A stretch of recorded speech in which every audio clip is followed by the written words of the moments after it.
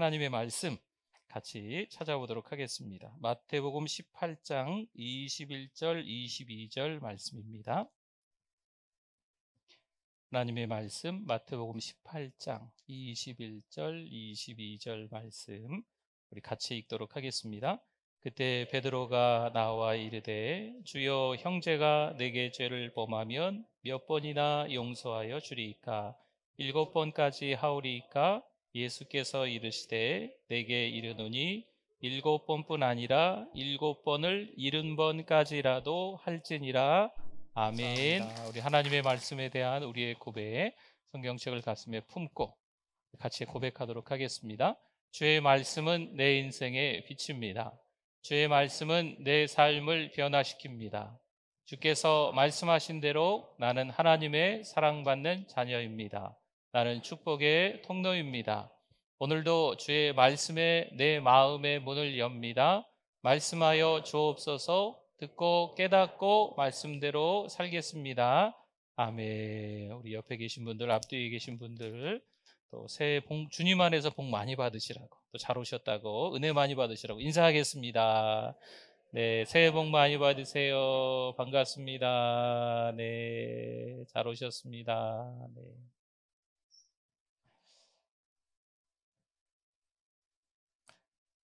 두 명의 수도사가 길을 가던 중에 얕은 강을 만나게 됩니다.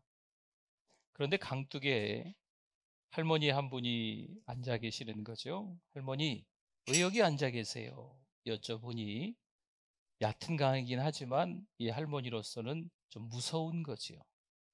그래서 이 두 명의 수도사들이 저희가 건너드리겠습니다 하면서 이 할머니를 양쪽에서 번쩍 들어올려서 이 강을 건너 그리고 안전하게 조심히 할머니를 내려드렸습니다.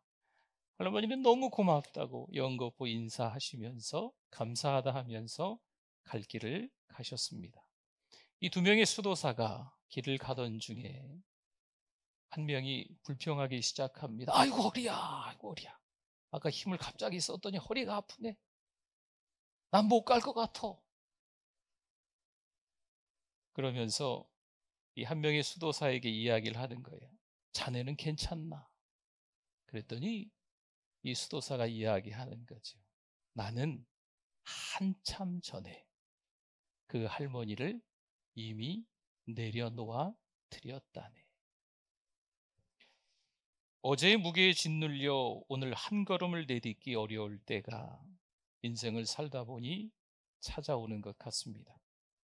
과거에 겪은 고통에 짓눌려서 목적지에 이르지 못하는 경우가 안타깝지만 우리에게 있기도 합니다. 요셉은 누구보다 분노와 원망을 품을 이유가 많았던 사람임에 틀림이 없습니다. 과거의 그 고통과 상처, 고집스레 붙잡을 수 있습니다. 그것뿐이겠습니까?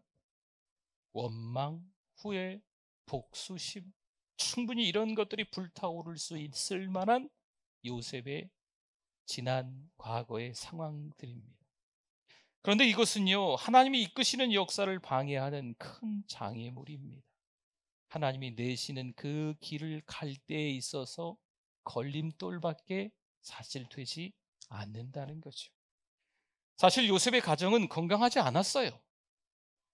그리고 아버지도 이렇게 따지고 보면 좀 문제가 많은 아버지 야곱이었습니다.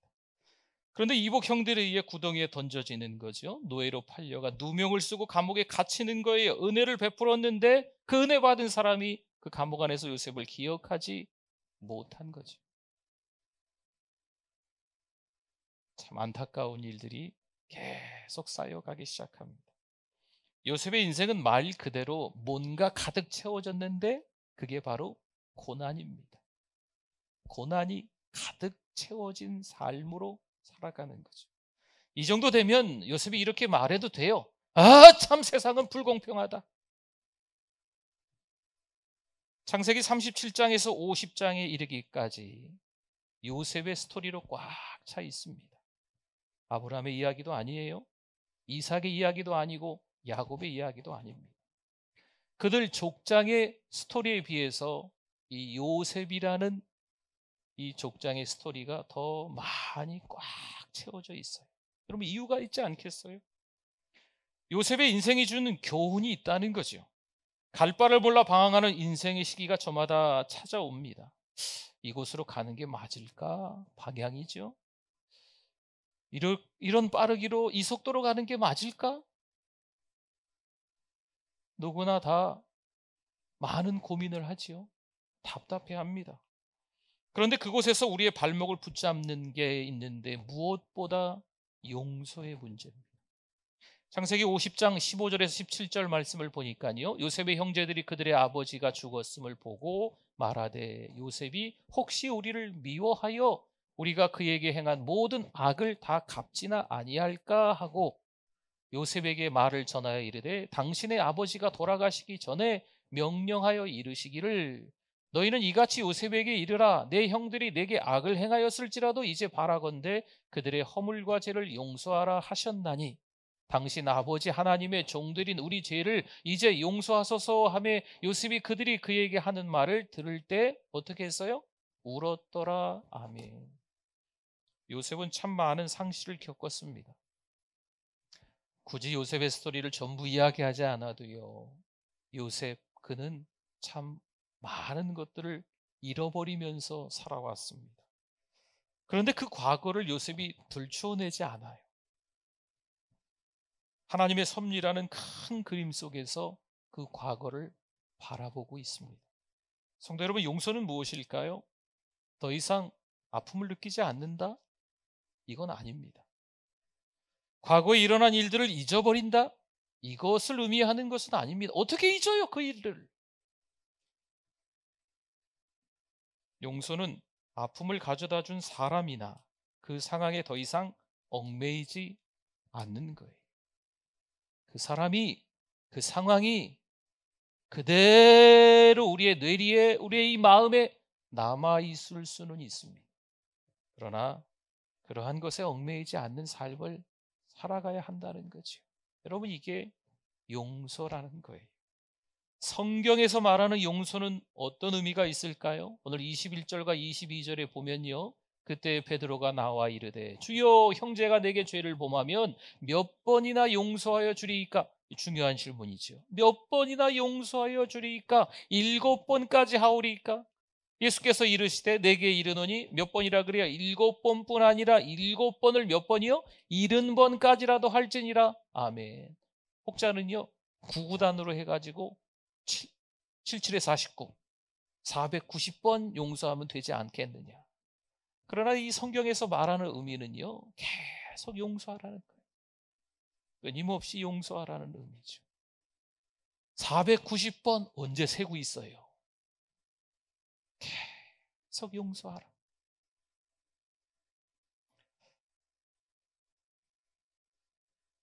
용서하라라는 말씀을 주님이 하시면서 비유를 든 말씀이 1만 달란트 탕감받은 종에 대한 비유입니다.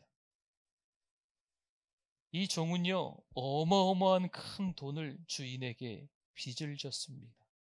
한 번만 좀 살려주세요. 내게 참으소서 다 갚겠습니다. 주인이 1만 달란트씩이나 되는 큰 돈을 탕감하여 줍니다. 27절 한번 볼까요? 그 종의 주인이 불쌍히 여겨 놓아 보내며 그 빚을 탕감하여 주었더니 아멘. 여러분, 여기서 탕감이라고 하는 것은요, 장부에서 지어버리는 거예요. 이 종이 얼마 빚졌어. 언제 얼마 합산이 얼마인데, 탕감이라고 하는 것은 이 장부에서 싹 다 지어버리는 거예요. 여러분, 계산기 요즘 쓰십니까? 계산기 1 더하기 1 곱하기 계속 누르면 숫자가 점점 늘어나지 않습니까? 그런데 맨 구석에 어디 버튼에 리셋 버튼을 한번 누르면 그 많은 숫자들이 다 초기화가 됩니다. 0이 되는 거죠. 여러분, 이게 탕감이라는 거예요. 물론 가해자의 잘못을 좋게 생각하는 게 아닙니다. 애초에 잘못이 없었던 것처럼 여겨주는 것도 아닙니다. 요셉이 형들을 쉽게 용서한 게 아니라는 거지요. 창세기 43장 30절에 보니까요, 요셉이 아우를 사랑하는 마음으로 북받쳐서 울어요. 뭔가 사연이 있지 않겠어요? 그 다음 45장 2절에도 보니까요, 요셉이 큰 소리로 웁니다. 형들과의 만남 속에서 큰 소리로 울어서 이 울음소리가 바깥으로 새어나갈 정도예요. 이런 게 아니에요. 그 방이, 그 건물이 떠나갈 정도로 요셉이 울었다는 거죠. 별일도 없는데 그렇게 웁니까?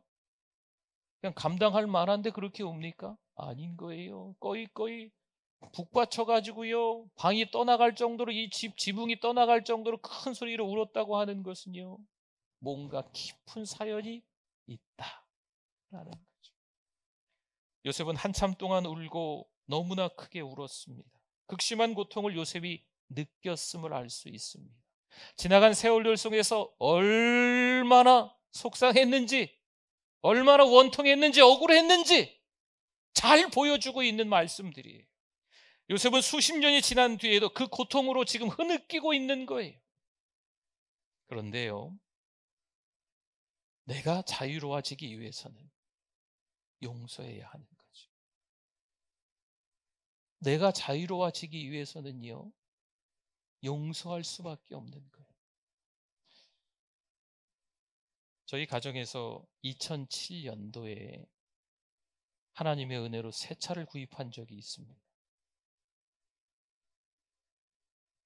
새 차를 구입하고 며칠이나 지났을까요?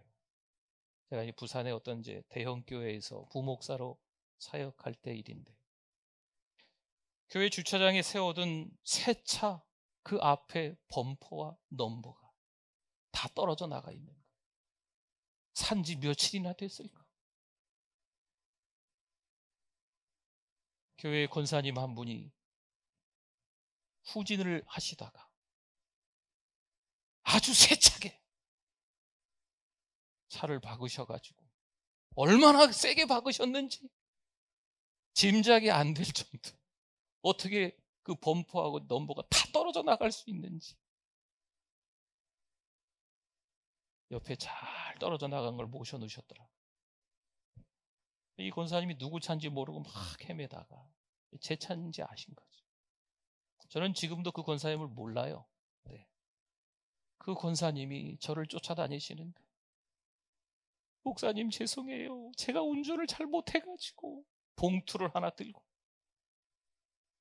목사님. 제가 얼굴을 안 보려고 도망 다녔어요. 물론 돈 봉투도 안 받았죠. 얼굴을 떠올리고 내 마음의 이 감옥 안에 갇혀 있기가 좀 싫었습니다. 그래서 지금도 그 권사님이 누구신지 몰라요. 그냥 덮어버렸습니다. 아직 아내가 그 차를 좀 굴리고 있어요. 네. 그 차 앞에 범퍼를 보면, 그 넘버를 보면 약간 좀 삐뚤어져. 아직도 삐뚤어져 있습니다. 여러분, 용서해야 합니다. 물론 아직까지도 제가 뚜렷이 기억하고 있잖아요. 제가 잊지는 않았습니다.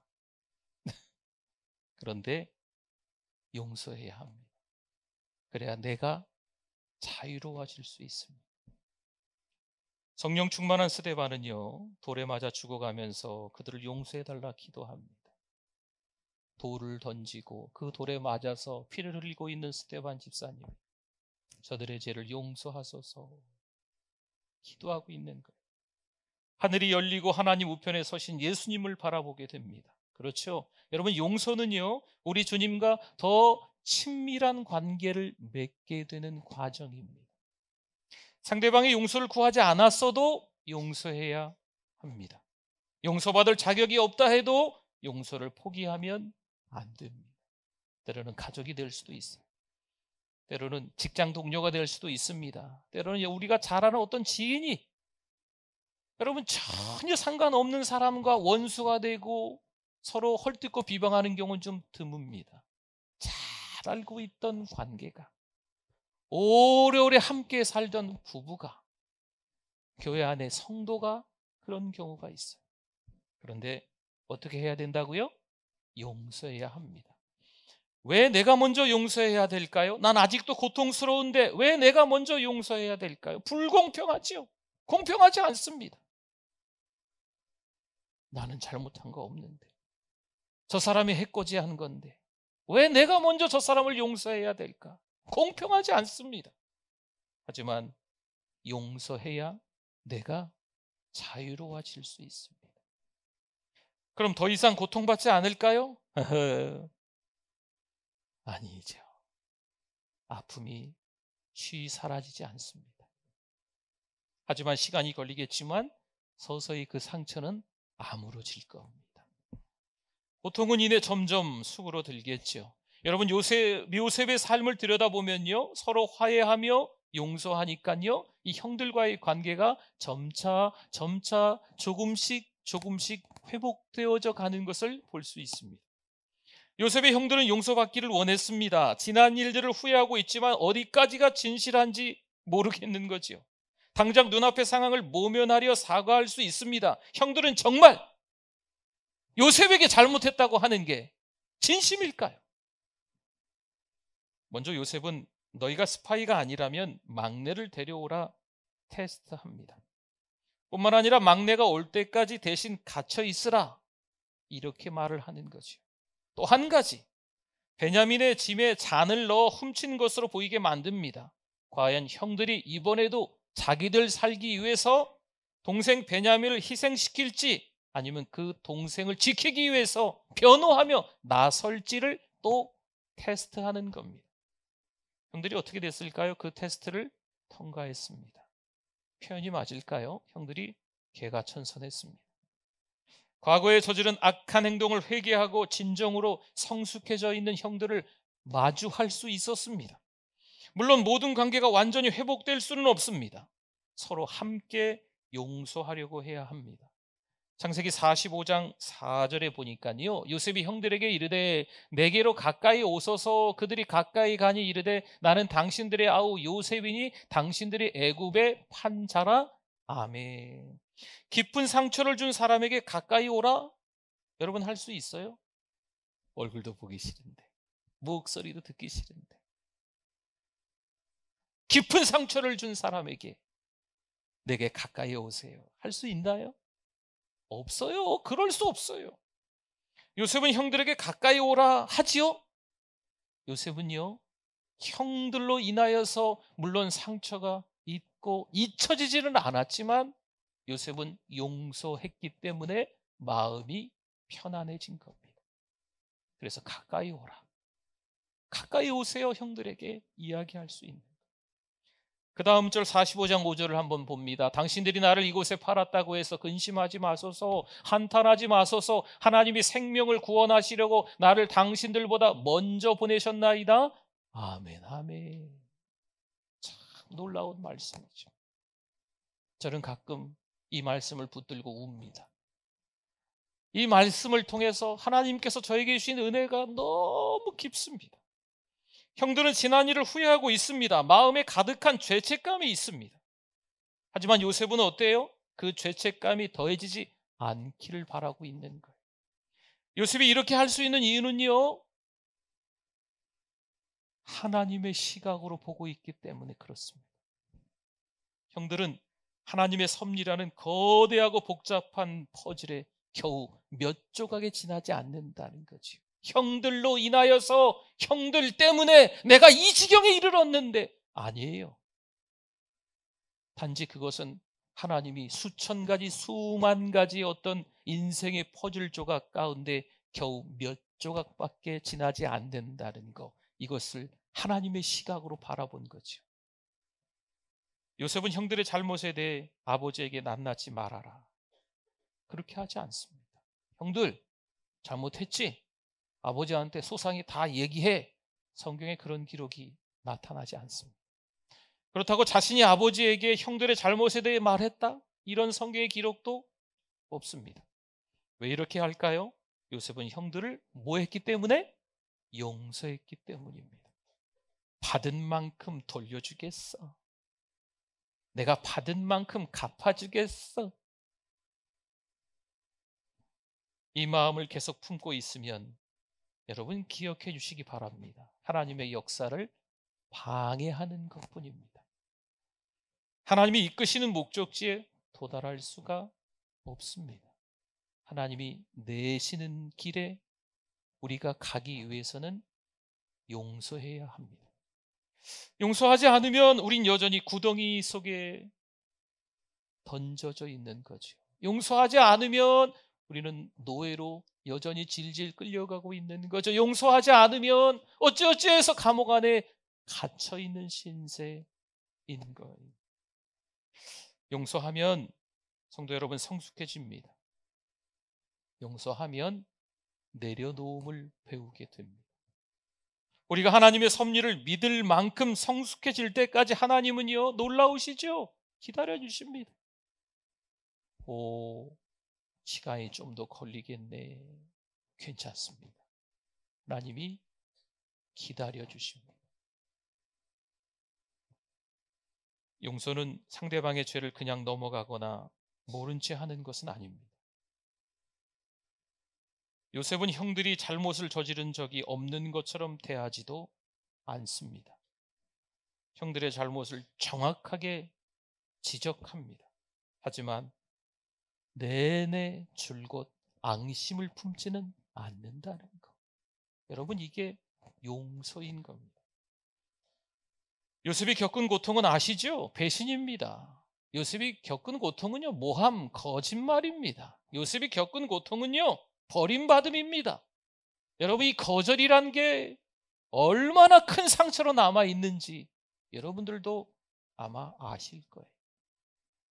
하지만 하나님은요, 요셉이 가는 길마다 은혜를 베풀어 주신 줄 믿습니다.